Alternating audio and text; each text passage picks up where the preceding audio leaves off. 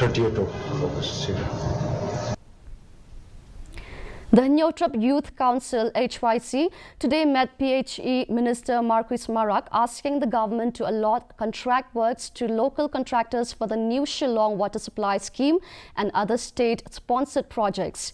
HYC President Roy Kupar Sinrem said that the government is constructing the new Shillong water supply scheme at a cost of Rs 1,600 crore, and it is imperative that the government allots some projects to the local contractors. And it was informed also by the Honorable Chief Minister that this scheme is fully sponsored by the state of Meghalaya, from the fund of the state of Meghalaya.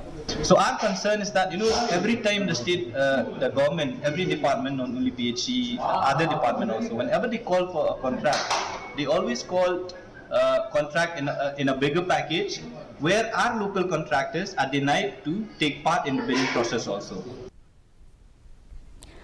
Unknown miscreants yesterday